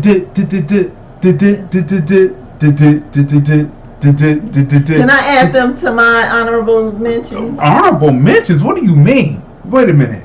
No, I mean I love PE, but wait a minute. No, okay.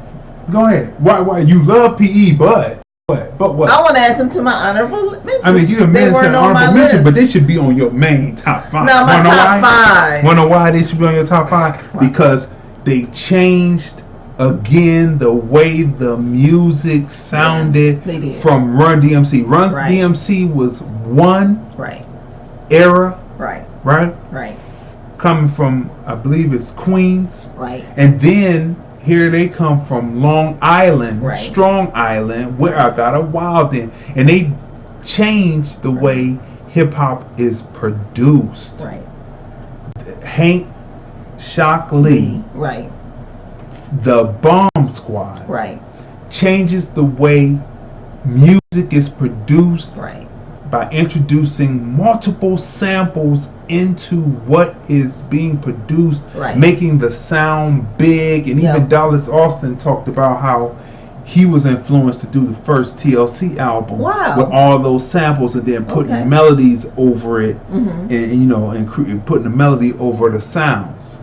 And if you hear "Ain't Too Proud to Beg," you can hear Public Enemy influence in it. Ain't Too Proud.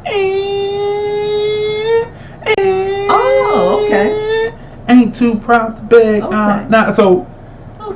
Changing the sound of hip hop and changing the way production is done on hip hop. Public Enemy, and not only that, they ushered in an era of pro-black groups. They were the first ones to really cut in. Well, I take that back, because Tommy Boy had a group, No Sellout, that did Malcolm X, No Sellout. That was in the early 80s. Malcolm X, No Sellout, and they used excerpts of Malcolm X speeches over this drum beat. It was incredible with the melodies and things. Incredible record on Tommy Boy.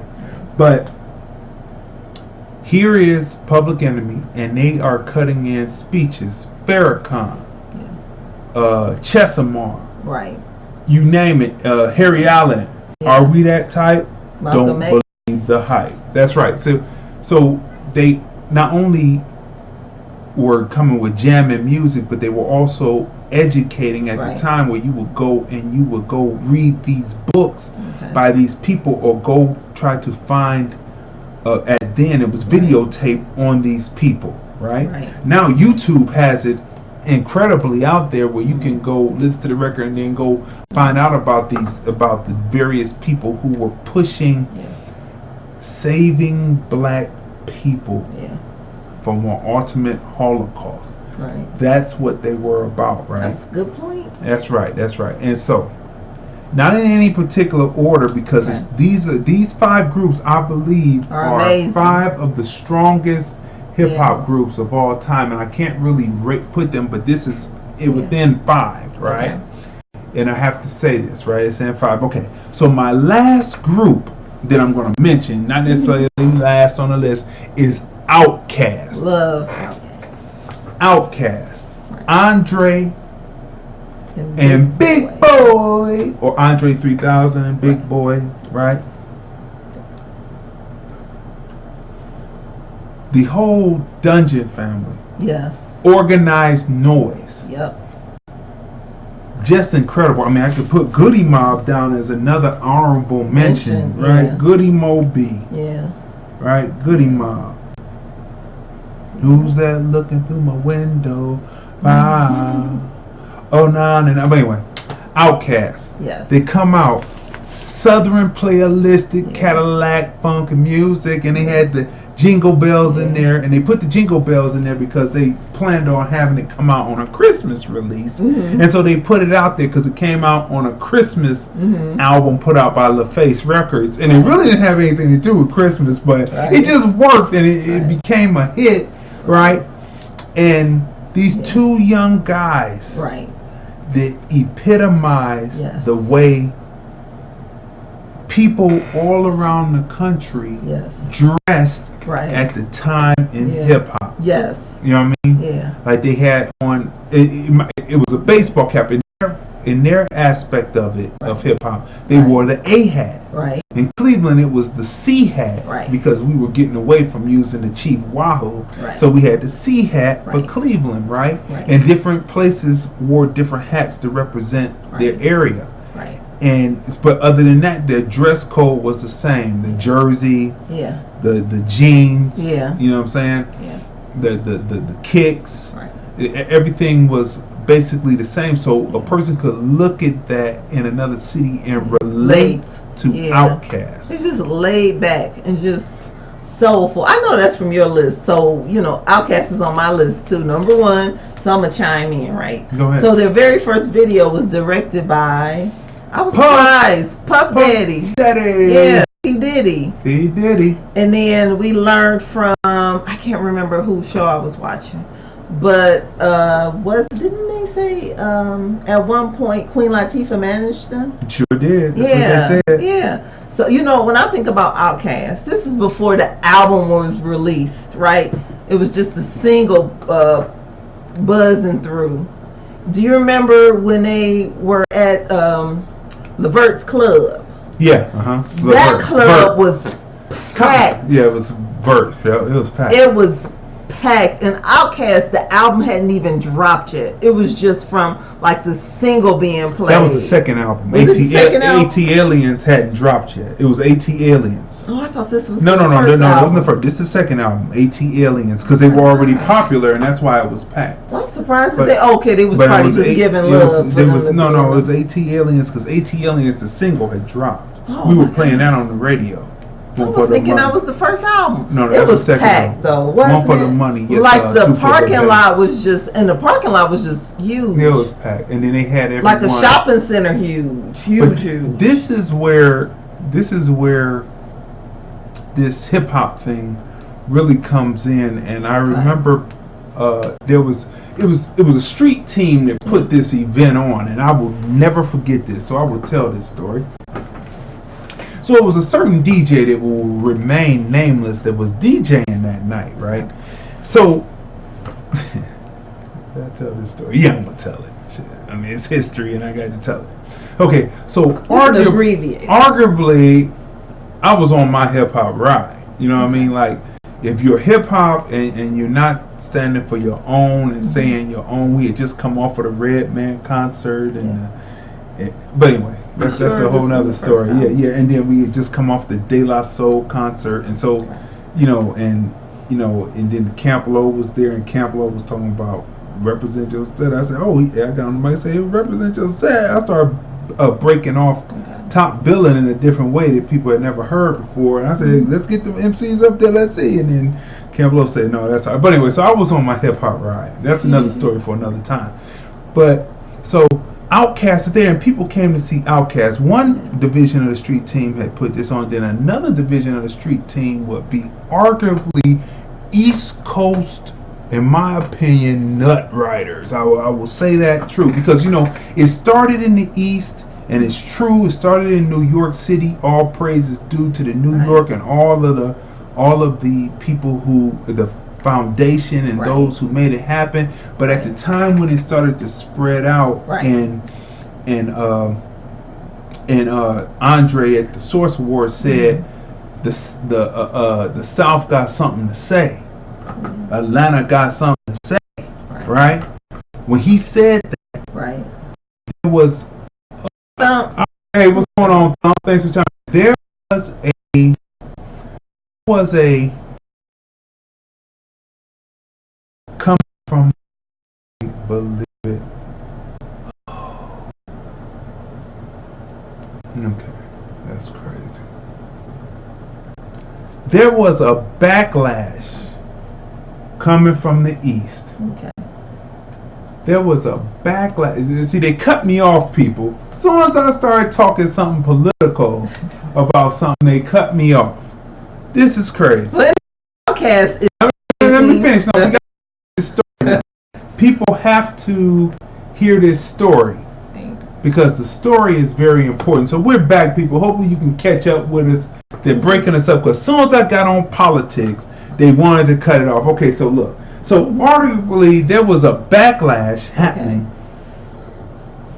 There was a backlash happening with the East Coast when Andre had said the South got something to say, right? At the Source Awards, there was a backlash, but there had always been this undercurrent. Like Chuck had come to town and had told us about how they were on tour with a certain group that he wouldn't name, but they were on tour and they would be looking at the people and say, look at them country, they country, look at them, look at how they dress, they country, right? So it was always an undertone there of, you know, there was a battle feel towards what the East Coast wanted to do. I mean, I guess they come from the bricks, so then thus that would be what, you know, they did battle. So, you know, hey, you know, whatever. So one part of the street team. T. Jones. Hey, what's going on, T. Jones? One part of the street team was, how could I say? One part of the street team was, you know, just Universal or whatever, like bringing in. They knew Outkast was hot. Outkast had the AT Aliens joint. It was popping off. Everybody was on it, right? Yeah. Then there was another side of the street team. Who had a great artist as well. Wait a minute now, let me finish something. But there was another street team that had another artist coming out. This is supposed to be the Outkast show. The flyers built was the Outkast show. The Outkast show. The Outkast show. So everybody was looking forward to seeing Outkast. Right. So they did a few of their songs and stuff. All of a sudden, coming from off the side somewhere was a dude, and they handed him a mic, right? During Outkast set, like Outkast had finished their song, you thought, or maybe they was gonna break into some of their older stuff, but this comes this booming voice out the side saying, all right, everybody, step back, we're gonna be doing this, step back, it's okay about that, but East Coast New York in the house, flip mode squad. Busta Rhymes. Who we love. Busta Rhymes comes in, and I never, because you know I'm a Gemini. Yeah. And it's like Andre 3000 is a Gemini. And I remember exactly. I remember Outkast backing back to the wall of the stage, right? They sit back in the wall of the stage. This is kind of like how back on the Source Awards when it was a miscue and Pop came out rapping over Tribe Called Quest's acceptance speech. And then that kind of caused something there, right? Same thing with this. So they back to the wall. Right. And I never will forget Andre 3000's look on his face. He was looking, and I'll never forget that look as long as I live. I was like, they'll never do a record together, as far as at least Andre won't. And I have yet to see or hear a record. I might be off a little bit, maybe, and maybe not up on my game or something as far as that's concerned. But I have not heard a record from with Andre 3000 on a record with Bus. But Bus comes out, right? So Bus, it's go flip on the card. You know, this is our stage. You know, taking over, and this is supposed to be their show. And then the other the I'm looking over at the street team. That's the jock riders for the East, and you know, and I'm looking over at them, and they all enthralled. I'm like, how they gonna do that? Okay, So Busta Rhymes had that song out. This is how I know I'm correct. He had that song called Ya Ya Ya Ya Ya Ya Ya Ya. Right? Okay. So anybody who DJs knows that Ya Ya didn't start. I don't think they didn't record it on the one. They didn't record it on the downbeat. Boom, boom, boom. It's kind of like chopped off. So you have to go. So it hits from the snare. You have to go. For some of it, right? So he automatically starts, goes, yeah, yeah, yeah, yeah, yeah. So the DJ who will remain nameless, because not only was I a blender, but I was a cutter, right? There's cutters that be doing the tricks, and then there's the people who just blend. Arguably, DJ that was on board then was just a blender and not necessarily a cutter. I was a cutter and a blender where the beats were tight, right? So we're sitting there and I'm listening, and so he says, "Put on my record." So he's all enthralled. He's got dreams that they're gonna take him away. I could look at him in his eyes. The light was shining a certain way, and he was up in the DJ booth, and he was like, "Put on my record." Yeah, yeah, yeah. So he's like fumbling around with it. So he's like, so he says, "Do I have to send my DJ up there to Boy Scout?" And I looked at his wife. I said, at first I looked at him. I said, blend. Oh, damn. Anyway, fuck it. I don't care. I said, "Look, man, don't let them do that." He was like, "Wait a minute." He was enthralled. So I look at his wife. I say, "Don't let them do that." He said, I need to put my DJ up there. So he finally got the record going and do it. Because if it had been me, first of all, I wouldn't have fumbled it, right? Because it's ya ya ya ya ya ya ya ya ya ya. So if he had said that to me, I would say send him up, because he might get served. This is hip hop. This is Cleveland. You may get served. But I would have went, "You ready?" Ya ya ya ya ya ya ya ya ya. But anyway, so it's just people who are DJs are DJs. Some people just DJ to DJ. Other people are in the hip hop culture. I was one that was in the hip hop culture, and you weren't coming to the city to dog anyone because you believe that you did it first. That's good, but it's spreading out now. Hip hop gets younger every day. The styles change every day, and so it doesn't matter if you created it first. It was created, and it's a art form that's spreading out, across the ages. So there it was. Although it was nice to see Busta Rhymes. That was a nice surprise, but remember, it was like an outcast. It was a sea of people for outcasts. But then he comes in like hip hop is supposed to do, and say that I am better than you. But I am better than you, and in that case, I will take your audience from you. And it was an outcast show. But the thing about it I'm so cold that I can dog the house DJ that's in there and tell him that I will send up my DJ to do that thing. And so, that's what hip hop is. And so I would have said, well, send your boy up. But the thing is that people turned out, for people turned out. And they showed Busta Rhymes. The audience showed Busta Rhymes love. They showed him love. But the thing is. But I never forget Andre's face. It was the way he backed up, and he looked like. You said that night too. He was looking like he won't be working with that dude, right? And because it's like this is disrespectful. Come on, it was disrespect. But then that's what hip hop didn't even say. Well, let's get into the battle. Yeah, but anyway, all right. So people, that's memory lane. So that's my top 5 hip hop, and getting into the hip hop politics, because there is politics in hip hop, always will be, because people need to know that when it's time to go to the battle, if that's what it's going to be, well, then we're going to go ahead and battle for supremacy, because hip-hop, again, is a culture. Hip-hop is b-boying, which is breaking, graffiti, DJing, and MCing. But when you get to the rap part, it's about, I'm better than you. Because I spit better than you, I'm going to have the finer of things, and I want to be able to take your woman, and in aspect, I'm going to take your audience.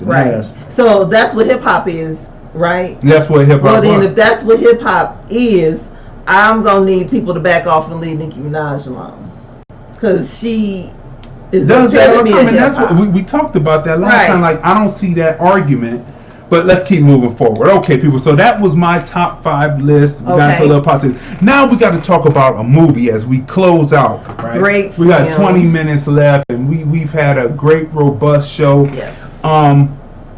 Don't Let Go. Yeah. It could be called Save Me and I'll Save You, but it's called Don't Let Go, starring David Oyelowo as Jack Radcliff, and then we have Storm Reid as Ashley, right? And then there's the supporting cast. Run down the supporting cast real quick. The supporting cast includes Byron Mann, Brian Tyree Henry. We know Brian Tyree Henry from Atlanta. That's right. He plays the MC. Yep. Michael T. Williamson plays Bobby. Chanel Azura, she plays Storm Reid's mother in the film. Alfred Milano, Omar Levia, and Daniel R. Lawson. Great cast. Yeah. You already said David Oyelowo already, right? I did that. And Storm Reid. Right. The stars. So the movie opens up, and you get to know, like, you've seen the preview, so this is not, we're not going to give any spoilers, because you have to see this film. This film is great, and you have to see this film. So it opens up and it introduces you to the 2 main protagonists. They are co-protagonists in this story. The Uncle Jack and Ashley, his niece. They introduce you through irresponsibility of the parents, right? Then it shows you how their relationship is. They talk on the phone a lot, but one time he can't field the call, and then when he feels the next call, something seems like it's happening, and then he goes over there, and you've seen that in the previews. He crunches down in the corner, and the film kicks off from there. Let me tell you, this is a psychological thriller. It is a psychological thriller that will have you on the edge of your seat from beginning to end. Let me tell you, it takes you on different planes of different parallels or planes of existence in the future, in the past, and this is what's happening when this happens to her. You've seen this in the trailer, so you pretty much get that. When she calls from the past. Right? And so when she's calling, they kind of put the element in there, like they said, there's been people who have gotten phone calls from people who have passed on, and you hear the static in the film, right? So what it is it's kind of like that movie with Denzel Washington, where he is a detective and he's trying to solve the crime in his time. And because he solves the crime in his time, when he comes in that time, there's a crime that happens and he goes back into that time to solve that time, and then when he solves it, when the person, the example of him or the incarnation of him in that time, when the woman meets him, he doesn't even know the example. Deja vu. When she meets, and the deja vu is really the end of the film, where the woman who is the love interest of his meets up with him in the time that she's in, and he doesn't even know her, and she has to build a new relationship with him. But that's as the movie ends. So it's really good like that, and it gives you possibilities. If you could solve something and keep that person from passing, and it changes the whole dynamic of the present. If you can time back time, yeah. Hey, Shani, you definitely want to go see this film. You have to go see this film. Excellent. It is definitely worth seeing. It's amazing. Amazing film to see. Yeah, it is. I haven't felt like that when we left the theater. I said, I haven't felt like this about a film since Searching. And that was one of the films we reviewed last year. Like if you one haven't of our seen earlier Searching, shows. you have to see Searching, because Searching it happens right on the computer screen throughout.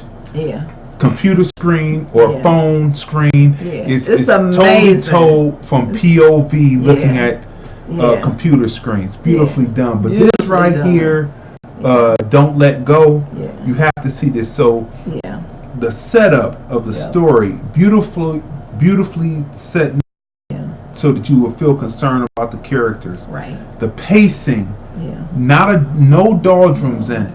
There's a part in it that's like kind of could get a little confusing, but then they iron it out within the action. So that's well. See, you said that, but it was quickly. It jumped back on track, and then that made you say, "Oh, okay." So I see. Shani said, "Will do." Wow. Yeah. So look. So yeah, go ahead. Yeah. So the period in which is which is modern time. Right. Beautifully done. The long braids is a good touch on her. Yeah. You know what I'm saying? It helps her tell the story, because a lot of it is coming down over her face. Well done. Yeah. The action in it, well put together. The way that, because he's in the present changing the past, certain things change around and rearrange. Beautifully done. So we're doing this without like telling the film. We talked about this last night. Like, the film is so good, we were like, how are we going to review the film without telling it? It's that good. The acting, superb. At the end of the film, Oyelowo and Reid, they, at the end of the film, you feel that at the end of the film, you feel that bond. And when you see that the future, well, you just have to see the film. So what would you rate the film? Oh, I would give the film a 10. I mean, just because, like, the acting, the acting is beautiful, because I'm sitting in the theater and I'm like forgetting that I'm watching a film, because it makes you think about your family members. And the relationship that he has with his niece was amazing, because then I thought about like my niece and my nephew presently, as well as that age, like to see him interact with his teenage niece, you know, it was just beautiful. You would have thought they were father and daughter. You would have. You really would have. The cinematography was just beautiful. He talked about costume, like hair and design. The hair, like you said, was a character in the film. Actually, this is the first time I think I've actually said like the character, the hair is part of the, film. And so you have to see the film to see what we're talking about. But just beautifully done. Like the entire cast, like his partner, you know, as well as, you know, and then her parents. Caleb Williamson, ain't that's his name? Yes. And then just great, like to find out that Brian Tyree Henry, did I say his name right? That was a nice surprise, because in the previews you didn't see him. You don't know that he's going to be in a film until you see the film. So that was a nice surprise, because I think he's a really good actor. But I would definitely give it a 10. Yeah, I'm gonna give it a 10 for exactly. It's one of those films. I give something a 10 if I'm willing to spend my money a second time to see it again and to sit in the theater and watch it again. And this is the type of film it's worth. That's that type of film. Yeah. Okay, people. So let me say this. Next week, again in closing, we have the Sharon Snow, Real Housewife of Atlanta. She was on the first season. One of the originals. That's right. She was married to Eric Snow, who played for the Cavaliers. And we will have an exclusive interview. She has a line of self-esteem books for preteen girls. It kind of reminds me of the highlight books or those popcorn books. I used to have those when I was a kid. They have problem solving and esteem building pieces within it. And so we're gonna have her up next week, 5:30. Chime-In line 213-943-3358. This has been another robust show of the film review. Again, this looks like this will be the last show that we have TC's Rib Crib advertised because that was it. Yeah. You know, and so Sharon, you will miss. You are missed. You are missed. And so I was saying will be. You are missed and will continue to be missed because I'm telling you, feels like a hole right now in the community, in which the community is definitely coming together. That's right. Coming together to show their love and support for Sharon, right? Yeah. That's right. And they're gonna be there. And it's gonna be some, like what Tupac said, it's gonna be some rocky roads ahead. It's gonna be some stormy roads ahead, but we're gonna get through it. And so that's what we gotta do. Prayers go up. Prayers go up to Franklyn G. Yes. And the community of Las Vegas was rocked this past weekend, and so all we can say is we're gonna keep it going. So we're gonna close with that. We love everyone that chimed in, who chimed in and wrote something, and everyone who watched us today. We appreciate you. And this has been another great episode of the Film Review. Movies, music, culture, politics, and society. We are the husband and wife team. I'm Crazy D. I'm Tracey. And we review movies, music, culture, politics, and society. And we'll see you next time on the Film Review.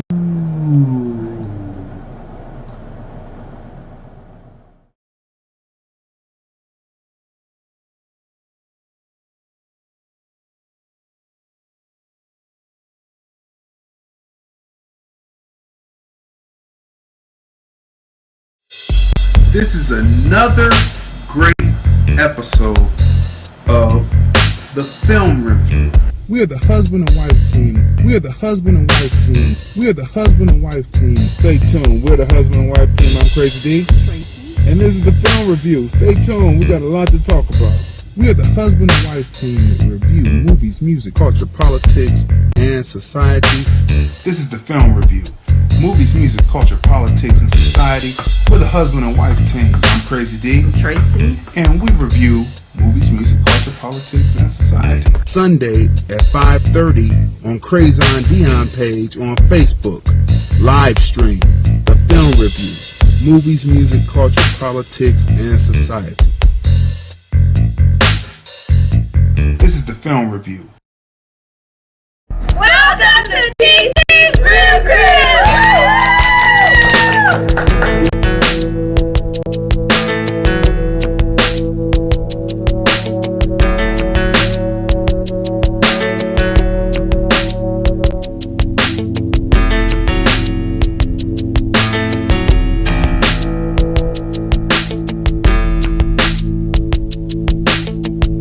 TC's Real Crib! Here's the thing about your movie, why I made a curator's pick of the Hollywood Fringe Festival. Community, hard.